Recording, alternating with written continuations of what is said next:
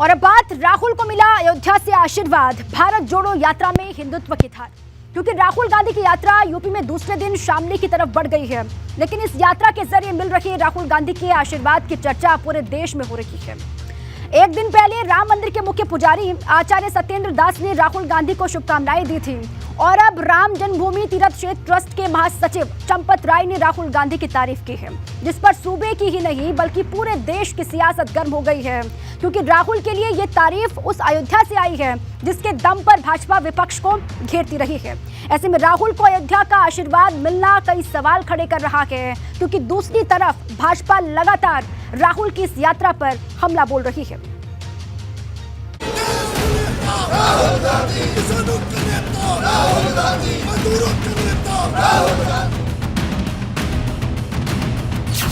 अयोध्या में राहुल का असर 24 में पूरी होगी कसर।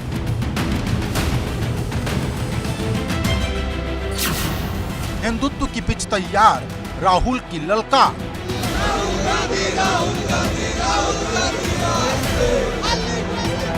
राहुल गांधी की भारत जोड़ो यात्रा निकल तो पश्चिम में रही है, लेकिन इसका असर सियासत के सबसे बड़े केंद्र में दिखाई दे रहा,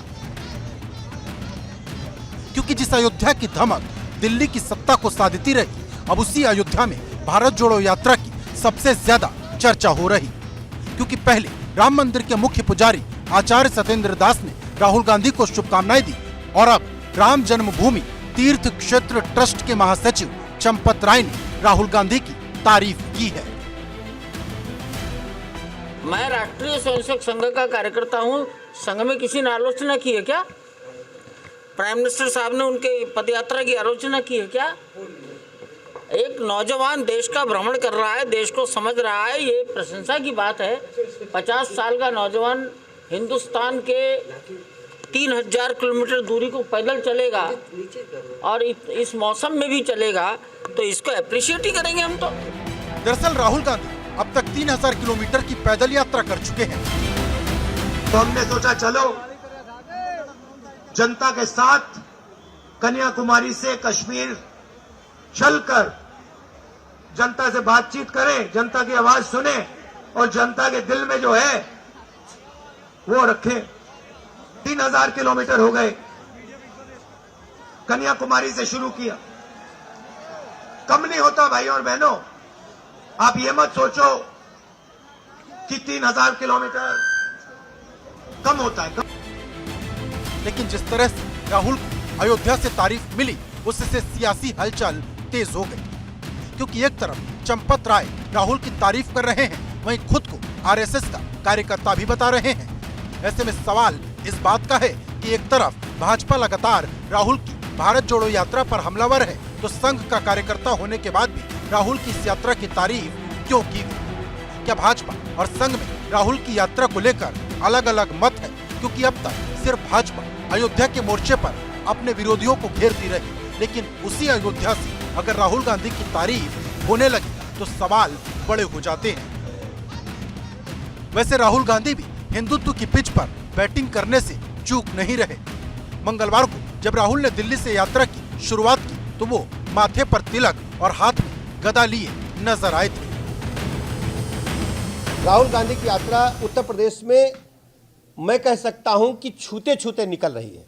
उत्तर प्रदेश में आने की उन्होंने उत्तर प्रदेश की जनता से दुराव होने के कारण, क्योंकि उत्तर प्रदेश को छोड़ करके वो लोकसभा के आम चुनाव में केरल चले गए थे, तो उन्होंने उत्तर प्रदेश की जनता को इस बार भी निराश किया है। जिसको लेकर राहुल जी निकले थे, तो कुल मिलाकर उनका कोई भारत जोड़ना तो एक नाम था, बाकी काम तो उनका विपक्ष को जोड़ना था।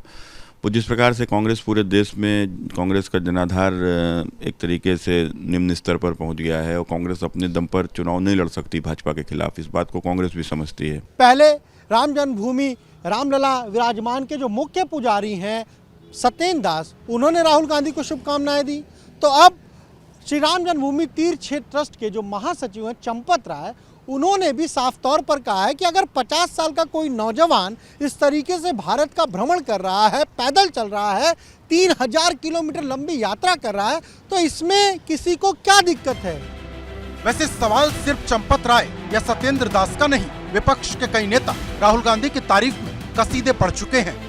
बसपा सांसद कुंवर दानिश अली को जहां राहुल में बेहतर कल की उम्मीद दिख रही, वहीं आरएलडी के मुखिया जयंत चौधरी राहुल को तपस्वी बता चुके हैं और अब पूरी रालोद राहुल की तारीफ करने में लगी है।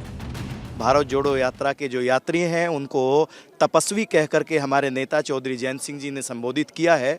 इसी से उनका भाव स्पष्ट हो जाता है कि वो किस प्रकार से उन लोगों का सम्मान करते हैं जो इस देश को एक सूत्र में पिरोना चाहते हैं। स्वागत करते हैं आदरणीय जयंत चौधरी जी का कि उन्होंने एक ट्वीट करके हम लोगों को इस भारत जोड़ो यात्रा में अपना समर्थन देने के लिए, स्वागत करने के लिए हम लोगों को आदेशित किया। उनके एक आदेश पे राष्ट्रीय लोकदल का एक एक कार्यकर्ता आज यहाँ सड़क पे है। जो किसान मजदूर युवाओं की बात करेगा उसके लिए जोश ही होगा, अलग ही जोश होगा, अलग ही उमंग होगी। तो जयंत चौधरी ने बहुत अच्छी पहल की, हमारे राष्ट्रीय अध्यक्ष ने पहल की, हमने उनका स्वागत किया राहुल गांधी जी का। वहीं भारत जोड़ो यात्रा को मिल रहे समर्थन को देख कांग्रेस गदगद है। तमिलनाडु और केरल से हम चले तो वहाँ इस वक्त 27 डिग्री 26 डिग्री टेम्परेचर होगा। यहाँ हम खड़े हैं 10 डिग्री टेम्परेचर है। आपने भी सूट वूट पूरा बाकायदा पहन रखा है, आपको भी ठंड लग रही है। लेकिन राहुल गांधी जी तब भी एक टी शर्ट में थे, आज भी एक टी शर्ट में है और उस एक टी शर्ट ने अच्छों के माथे पे पसीना ला दिया है। इशारा किसकी तरफ? इशारा आप जिसकी तरफ समझ रहे हैं मैं उन्हीं की तरफ कर रहा हूँ। उत्तर प्रदेश को वही करके दिखाना है जो देश को संदेश किया है और ये संदेश हमने स्वीकार किया है। हम पूर्ण समर्थन इस संदेश को देते हैं। निकल कर आए हैं, सर्दी में निकल कर आए हैं और हर कुर्बानी देने के लिए हम तैयार हैं ताकि ये संदेश कामयाब हो जाए। ये यात्रा राजनीतिक नहीं है, ये जो है ये देश के हित में है, राष्ट्र के हित में है, सर्व समाज के हित में, व्यापारियों के हित में है, हमारे किसानों के हित में है, बेरोजगारी के खिलाफ है, महंगाई के खिलाफ है। राहुल गांधी की भारत जोड़ो यात्रा की यूपी में एंट्री के दूसरे दिन कांग्रेसियों का उत्साह तब और बढ़ गया जब आरएलडी के कार्यकर्ताओं ने उनके स्वागत को पूरी ताकत झोंक दी। कांग्रेस पार्टी के झंडे के साथ साथ आरएलडी के झंडे भी खूब नजर आए और नजर आई सियासी संभावनाएं भी। हालांकि ये सियासी संभावनाएं 2024 में कितना असर दिखाएंगी ये वक्त और हालात तय करेंगे। लेकिन बड़ा सवाल यह है कि क्या 2 विधायक और 1 सांसद वाली कांग्रेस 2024 में यूपी में कुछ बड़ा कर पाएगी? क्योंकि विपक्षी दलों के नेता भले ही राहुल की तारीफ कर रहे हों, लेकिन एक बात यह भी है कि कोई भी बड़ा नेता अब तक राहुल की इस यात्रा में शामिल नहीं हुआ और ये बात कहीं न कहीं सवाल उठा रही। क्या कांग्रेस देश के सबसे बड़े सियासी सूबे में भाजपा को चुनौती दे पाएगी या सपा बसपा रालोद के पीछे ही खड़ी नजर आएगी? शामली से सनुज शर्मा के साथ अनुभव शुक्ला, एबीपी गंगा।